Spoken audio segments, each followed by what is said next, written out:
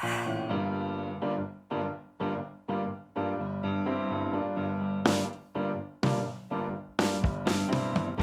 and welcome to the ROKER RAPPORT podcast in association with Sunderland Community Soup Kitchen. My name's Rich Spate. I'm filling in for Chris Wynn this week on the preview pod, and we're going to look ahead to Sunderland's game at the Stadium of Light against Gillingham on Saturday afternoon. And I'm delighted to be joined for this preview by Henry Collier from Kent Live. How are you this evening, Henry? I'm very well, Rich. How are you? I hear you had a bit of COVID, so made a full recovery yet? Not really, no. I'm still a bit hoarse, but no. COVID seems to be ravaging our squad at the minute at ROKER Report, because there's at least three of us have either got it or recovering from it, but we'll battle through. We'll not be cancelling the fixture because of COVID. But hopefully the actual fixture does survive this current spike in the pandemic. So you are a lifelong Gills fan? Yeah, Right? that's right. So my dad was a season ticket holder, grew up in Gillingham, and then we kind of moved when he was kind of middle-aged. He moved down to the coast. I was born down here, which is about 50 miles away, about an hour drive. But yeah, season ticket holder ever since I can remember. As I was growing up, kind of doing maybe like 5 or 6 away games a season, plus all the home games. Then went to uni, did journalism, and did a couple of years working for the club, doing social media there. Mm-hmm. That kind of ended with COVID and everything that went on with that.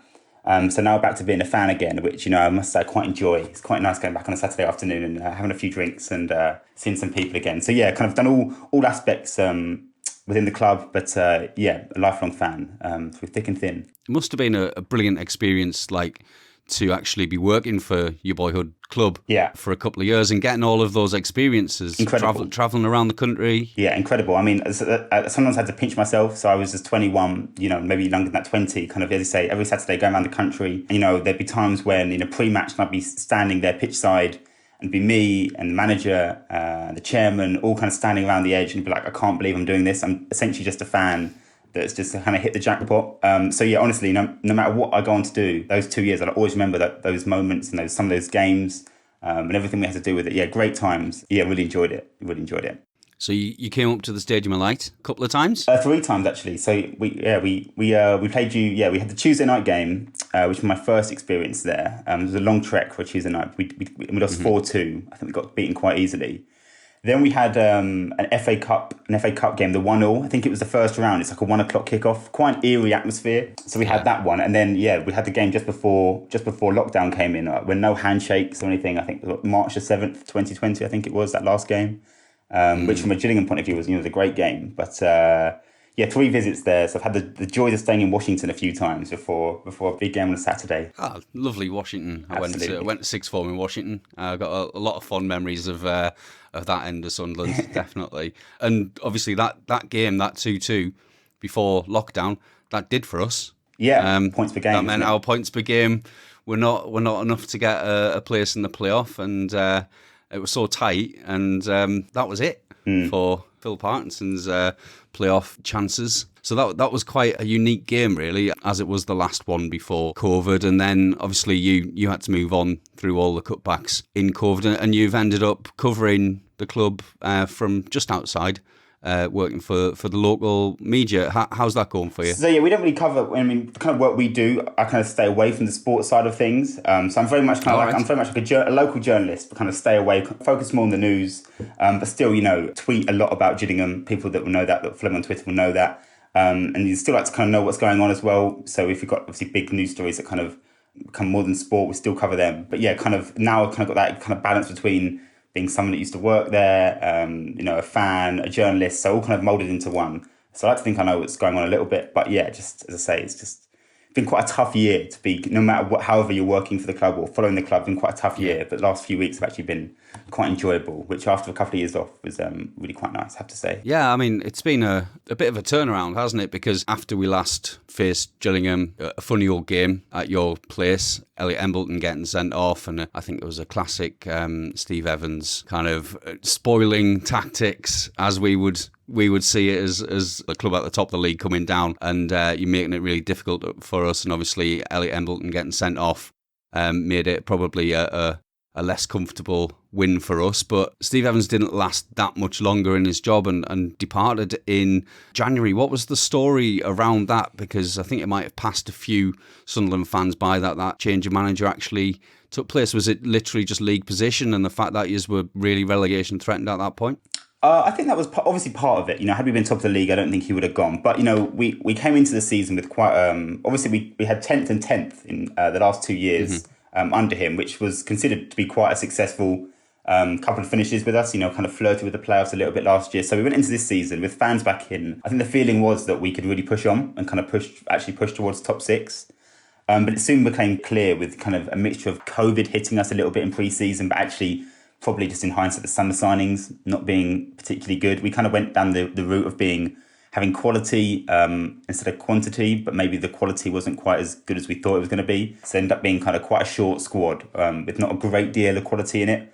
We showed signs of picking up, but then there was like a 6 or 7 week period between kind of end of October and mid-December where, injuries, we were literally naming 4 or 5 subs and a couple of them were kids. So we had games, we lost at Crewe 2-0 just before Christmas, and it was just really like you knew we were going to lose because the squad depth wasn't there. And then during that time, kind of obviously there was some unrest growing. And during that time, Stevenage came in for his services, inquired about him leaving us and going to there. I think it was kind of kept quite quiet, but it sounds like the Gillingham chairman Paul Scally turned that down, which was fine, and kind of that moved on.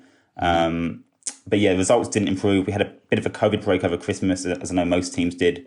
We came back, we drew at Milton Keynes, which was good, but then just after January, about middle of January, we lost 4-0 at home to Ipswich. With man sent off, it was quite a tough day. Obviously, we were 21st or something at the time, 4 points adrift. And I think most people, even me, got on really well with Steve, thought it did really good for us. But I think most people felt like we needed to make a change. And, I think people will look back and say for 2 years, he did a really good job. He made us a lot harder to beat. Made us more professional, but yeah, this year was a real struggle, and I think probably best for both parties. Kind of him going somewhere else, and obviously he's gone to Stevenage now, so we wish him well there. And obviously it's kind of worked out well for us because our results have improved as well. So probably everyone a bit happy with that. Yeah, you brought in Neil Harris at the end of January, a manager who's obviously a history with, I guess, one of your reasonably local rivals at Millwall. I don't know how that went down with your fans, but also some experience with Cardiff as well, where he got the playoffs in the Championship. So bringing a manager in who'd managed at a higher level must have been seen as a bit of a coup by your fans, and it seems to have had a really big effect. Yeah, it was a coup. I mean, even more so when you consider that he came in 2 days after we lost 7-2 at home to Oxford. Probably most teams talk about kind of like reaching the low point. And, I think a lot of people, myself included, thought we'd be, guaranteed to go down at that point, and actually feared kind of what would happen longer term in terms of foundations of the club. But he came in, that was on just before the end of January. He came in on deadline day. So he had 12 hours to try and, do any kind of business. And he got one player in, our captain went, but he brought in Ben Thompson. And yeah, the turnaround's been quite incredible, really. As I say, considering the game before he came in, we conceded 7 at home to Oxford. He's been in charge for 12 games now. Conceded just 9, kept 6 clean sheets. That's kind of been the foundation of what we've been doing, being hard to beat. Not scoring many, but hopefully not conceding too many. As for the Millwall thing, I think most of our fans were just happy that we didn't go down the route of a club legend or kind of an old face coming back that people quite like. I think, it was good to see us appoint someone really on pedigree. And, I think most people in the league were surprised when he came to us. I'm sure, he was in the playoffs with Cardiff, a year ago, 15 months ago, whenever it was. He had it was a high profile appointment, even more so considering where we were. And as for the fact that he played for Millwall, yeah, he did. But, he also had a little spell with us as a player for a short period of time, not for too long, but for a season, just kind of before I started going. So he knew the place well. And yeah, he's been really, really impressive. Kind of the way he carries himself, the interviews, and obviously most importantly, the results, which have been, a complete turnaround here. Yeah, I mean, those results, I'm just looking through them now. First game, first day almost in the job. A huge fixture at home against Crewe. Obviously, you were right down there with yous. A 1-0 win. You got a draw away against Morecambe, which is no mean feat. Draw at AFC Wimbledon, and then winning away at Lincoln, winning away at Doncaster, and picking up a draw at home to Sheffield Wednesday is a great result. And then you go and beat Accrington Stanley, who are mid-table, at their place the other day. So you've had a decent run of form, and is it 7 points clear now, or 5 points clear? 4 points clear. But I mean, to put that into context, when he came in at the end of January, we were 10 points adrift. So five wins, 3 draws, 4 defeats for a side that had won 3 times all season before he came in. Quite the turnaround. And as you say, the games the wins you read out there, noticeable that a lot of them were against sides around us. And yes, we've massively improved, but the sides around us at the moment, touch wood from a Gillingham point of view, haven't really got a result between them, which has massively helped. Obviously, we've beaten them on our way a few times, but it made a big difference. And 4 points clear, considering although Wimbledon have got a game in hand, they're playing Charlton, I think, on Tuesday, which is like their catch-up game. Mm-hmm. But an incredible turnaround, because I think most people thought, myself included, that we were as good as down 2 months ago. So to be in this position, even be fighting, even be thinking that we might stay up is incredible, yeah. Yeah, so you got 6 games left, because you're up to 40 games. Do you think maybe a couple of wins from then, and that's League One again next season? Well, it's funny, isn't it? Because normally you'd say at this level, kind of 50 points is your kind of ballpark in terms of where you want to be. We're not going to get to 50 points, and then none of the bottom 4 are going to get to 50 points. Yeah, I think seven. If we can get 7 points from the next 6, 2 wins, a draw, and then, if we lose the rest, that would probably be enough, because it would mean the teams beneath us would need to win probably 4 games, which, considering that they can't really buy a win between them, would be good going. But yeah, probably 2 wins, a couple of draws would be good. Just hopefully we get them sooner rather than later, because obviously we don't want to go down to the end. Although we have got actually some quite tough fixtures on paper, so it's not going to be easy. For sure. We've got Morecambe away on the last day of the season. Well, you can do us a favour there. So our fates may well be intertwined in that final moment of the regular season when we're trying to secure a playoff place. So Sunderland have obviously changed manager at almost the same moment, really, as yourselves, although we sacked our manager deadline day or the day before deadline day rather than brought one in. We've got Alex Neil in charge now. It's been a little bit of a slow start, but seems to be getting going. But from the outside, did it look like a strange decision, Sunderland sacking Lee Johnson, when we were, we'd been top of the league a couple of games before? We were 3 points off top or something like that. And okay, we got scudded off Bolton, but from the outside, from another EFL fan perspective, did it seem like a weird one? Slightly, but I think it's always hard, because there's this feeling that you can never. I always think you never can quite judge a team unless you're a supporter of that team. So it may have looked harsh, but I wasn't watching Sunderland every week. The football might not have been great, and actually people might have felt like actually they weren't really going anywhere. I think I would say from an outsider, I would say Alex Neil was a much better manager for you guys at this level than Johnson. I just thought, in terms of, but then I looked at most of your recent appointments, and most of them on paper have looked quite strong appointments, and people, you've gone for kind of young up and coming managers, successful EFL managers. Alex Neil would be, I'm not sure if there'd be any other League One club he'd go to. I mean, considering what he did at Preston, so successful there, and obviously Norwich as well. He looks like a really good appointment, but I guess the only concern, from you guys would be that you've had really good appointments before, and for one reason or another you've been close or whatever. Wembley playoff finals hasn't been able to get you up. I think it's going to be, at some point it's going to have to click, isn't it? You might need a bit of luck with an appointment, just someone just to get that impact and just find that rapport with the fans. I don't know quite how he's kind of what that rapport is like with the fans. I don't know how he comes across from your guys' perspective, but I mean, on a track record, you can't really ask for many better than that, I would say, considering bringing someone in. I think he's a good fit for the club, personally, and I think he's the kind of manager who Sunderland fans respond to. He's very kind of blunt and direct, and doesn't suffer fools gladly, very straightforward, and he seems to have done a similar job to what Harris has done at Gillingham in terms of tightening up the defence, because it wasn't that Sunderland weren't playing good football. In some senses, we were playing some of the best football that we played for many a year. It was the fact that we couldn't keep the door shut at the back, and he sorted that out. We haven't maybe been as free-flowing as we were before, but we're certainly looking a lot more solid. So I think it's going to be an interesting game where you've got 2 teams who are, solidifying at the back, maybe not scoring a great amount of goals. But I was looking through some reporting about your club, and there's one player who's stood out, I guess, is Charlie Kelman, QPR loanee. Didn't get on with Evans. Was it right that he went kind of back to QPR and then came back in?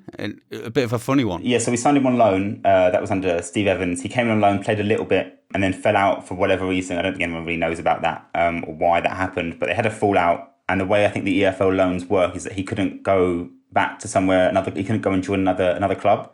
So it was almost like, he would have to have spent the season in the under 23s. But then obviously Evans left, and between Evans coming in and Harris coming in at the end of January, we had Steve Lovell, who managed us for a couple of years, previously club legend, kind of took caretaker charge, and he brought him back in because it seemed like a no-brainer. I mean, he could only play for us. It just worked on all levels, him to come back in. Again, took a bit of time kind of getting back into it, but yeah, scored the winner at Doncaster, and then scored, the important first goal against Accrington the other week. So yeah, for a side that's hardly scored a goal all season, for a striker to score, 2 in 3 or whatever it is, 2 in 4, it's pretty good going. So we want that to continue. And the problem with our team maybe this year is we haven't had quite enough pace when, had a few injuries, haven't had too much pace. And he really brings that to the side, a bit of a kick, which, can make a difference, especially away from home, when you're on the counter or whatever. So no, he's really impressed in recent weeks.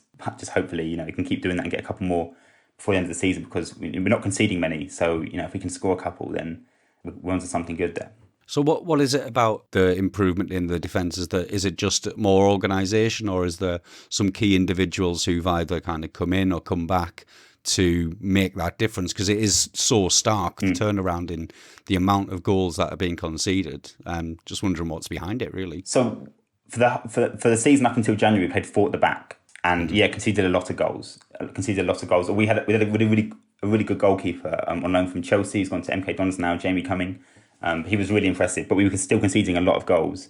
But Harris coming in first game, he moved to a back 5, and albeit Jamie Cumming left to go to MK Dons via Chelsea. The number 2, Aaron Chapman, who won the League 2 Golden Glove with Accrington Stanley, was at Peterborough, kind of been at a few clubs, has come in and done really, really well. Made a really important save at Morecambe in the last minutes, kind of guarantee us a point. Made some good saves at Accrington last week as well, to help us get the win. So he's come in, and kind of we haven't weakened in the goalkeeping department. And as a back 4, we've moved to a back 5 now, and we look much more solid as a result of that. Conor Masterson has also come in on loan, and again, yeah, he's made a huge difference as well. Kind of playing, we've now got him, Jack Tucker, Max Amer, and for whatever reason, whether it's the coaching or just the 5 at the back, we've looked significantly, much more solid than we'd looked in the weeks and months prior to Harris coming in. I don't know if that's just down to the players, kind of the mentality point of view, or just the coaching, or just a fresh voice. I don't know. But yeah, that's kind of been the basis of what we've been trying to achieve, trying to keep clean sheets, keep it tight, and try and nick a goal, here and there. And it's worked. So long may that continue. Yeah, it's really interesting because it's very similar actually to what Alex Neil's done at Sunderland in terms of moving back to a 5 at the back. And Anthony Patterson coming back in goal, who had been out on loan, taking over from Torben Hoffmann, who's the lad we've got from Bayern Munich, who was in goal. We've had similar results with a similar system. And I know there's that cliche at the minute of, when you play 5 at the back against 5 at the back, it becomes a battle down the wings with the wing backs. So I don't know how good defensively your wing backs are, or are they more the attacking type? I wouldn't say they're particularly. I don't think our wing backs are our strongest players potentially in the team. The left wing back, David Tuton, I presume it'll be him. Left wing back, I'd say pretty better defensively than going forward. He was in and out of the team at the start of the season. A couple of injuries, kind of took a while to settle in, but now kindly starting to look a bit more solid. Again, under Harris, no surprise there really. And on the right hand side, Ryan Jackson, who's probably a little bit more aggressive going forward. So if anyone's going to go forward, it probably would be Jackson. But his main asset. I'm not giving away any trade secrets here by saying, but he's got a huge long throw. So he's almost worth his place in the team almost for that alone, because it's such an asset for us. Both the goals we scored at Accrington came kind of through that long throw, and especially when we're away from home, it just gives us an opportunity to score. Ultimately, we haven't got a whole heap of creative players that can pick a pass and can run past people. And yeah, he's an important player for us. But, but even him, he had some critics at the start of the season defensively. Harris has come in as well and made him a better right back or a better right wing back. So yeah, I mean, I wouldn't expect to see both of our wing backs bombing forward, like Liverpool do, in terms of just like overloading and sitting on the edge of the box. I wouldn't expect that to be the case, especially going away to a side like yourselves. Would imagine they'll kind of sit in a little bit. But yeah, the long throws and kind of the set pieces are kind of what we play for. So keep an eye for that. Are there any Sunderland players who you look at and think, oh, we're gonna have to keep an eye on him on Saturday, or I'm particularly worried, or I'd really like it if that lad picked up a knock in the warm up. Oh well, so he can get a start. I mean, the thing is, you compare the teams. I mean, on paper, your team is just significantly more experienced. Got more League One now, so your squad is best. I imagine there's players on your bench that probably earn more than half of our squad play together. And obviously, Ross Stewart, his stats himself, just I can't say I've seen much of him play. But the stats alone would just, pinpoint that he's been so pivotal for you. I'm not sure who your second top scorer is, but I imagine it's quite a long way behind, what he's got. Because that's a good question. I'm gonna have to Google that now. It feels like it's almost been a bit like not a one man band, but he's very much the kind of the main man. And nothing wrong with that as well. I mean, that's how good teams have had that one goal scorer. But it's actually Nathan Broadhead who has played only 17 games. And scored 7 goals. Yeah. But he might actually be back. And again, Nathan Broadhead is a cut above at this level. Yeah, exactly. As a someone on the fringes of the Everton team last year. But Ross Stewart, the goals stats speak for themselves. But he's an all round player. He's not just your big target man. He's got pace. He's got touch. He can hold the ball up and bring people into play, and he can bully centre backs as well. So he'll play at a higher level than League One. Whether he plays it with Sunderland or not, we'll have to see what happens in the next few games. Really, I was going to ask. Obviously, you had a few players away on international duty. Would you expect them all to kind of be fit and available in terms of travelling? I don't know where they would have been. If they would have been, do you know if they would have travelled far and wide? I think. We had, obviously, Ross Stewart was away with Scotland for the first time, didn't get any minutes. Mm-hmm. We know that Trey Hume, who's a young kid from Northern Ireland, did actually come on for his international debut with Northern Ireland the other day. And, Bailey Wright was on standby for Australia. It was an unused substitute in Saudi Arabia. Okay, so he's had a bit of travelling, and to be fair, Bailey has been an absolute revelation coming back into the team. Has been one of the reasons that we've been so solid at the back recently, I think. And then we've had a couple away with England under 20s, under 19s, Callum Doyle, Dan Neil, and Corey Evans was with Northern Ireland as well. But they were only playing in Europe. I think they played in Northern Ireland. They played. So it should be fine. Luxembourg as well. So they haven't been halfway around the world other than Bailey Wright. So we should. We've had 2 weeks really between fixtures because our fixture was cancelled with all those players away on international duty. And what we're thinking and hoping really is that given Alex Neil's not had that much time on the training pitch with a large amount of the squad, and we've had some really key players who are going to be crucial if we are to get promotion. Who look like they're on the verge of coming back, your Broadheads, etc. That hopefully will come back recharged, and we've got these kind of 7 games left. We've got, and then potentially another 3, and we'll pick up good form. But it'll be really interesting to see how we fare against Gillingham because we haven't always been great against the teams in the bottom half. We haven't been taking them apart as we probably were earlier in the season when we were playing a bit more free-flowing football. So before we finish, really, I just wanted to get your perspective on what you think is going to be the outcome of the game. Maybe not a score prediction, but how do you see the fixture going overall? Well, I would say that of our remaining 6 games, this is probably on paper our hardest game. So I would imagine we would be, maybe if we don't say it publicly, we'd probably be quite happy with a point. And if we can kind of come out of Saturday evening in the same position we go into Saturday morning, that will be a good day for us. Now, whether that's us getting a point and everyone else getting a point, then so be it. If that's us losing and other teams losing, then fine as well. I think we'll, given how you describe about Sunderland playing, I can't imagine it being an end-to-end game in terms of just sides creating chances left, right, and centre. I would imagine we want to keep it fairly close. I would say maybe more so from our perspective than your perspective, in terms of if we concede first, I would find it hard to think that we would have enough to get back into the game and win it. I feel like you just, you mentioned the defence has been massively improved in recent weeks, and we just haven't maybe got that same kind of quality or quantity of the bench just to really change the game with that impact player to come and change the game. Whereas if we score first, I think it's going to be hard for you to get back into the game. I would imagine we'll keep it. We'll definitely slow it down, like all teams where we're on the table would do, going to the Stadium of Light or basically any away game. We're going to slow it down. Maybe with the quality you've got off the bench and the guys coming back that you mentioned, you would get a goal. I would say if I had to push me for a verdict, I would say it'd be a tight game, a draw, but maybe a goal either way. But if to anyone, to you, because I would imagine if we're drawing in the last 10 minutes, we'll be quite happy with that. Whereas you'll be the one wanting to go on to win it, is how I would view it. Yeah, I think that's fair. I think if we score early, it could be a really, really difficult day for Gillingham. Absolutely. I think if we don't score early, actually, just like you said, if it comes to the last 10 minutes, actually under Alex Neil, we've come through in those situations and we've shown that kind of resilience. But if you go ahead, it could be a really difficult afternoon for Sunderland. So it's going to be an interesting watch.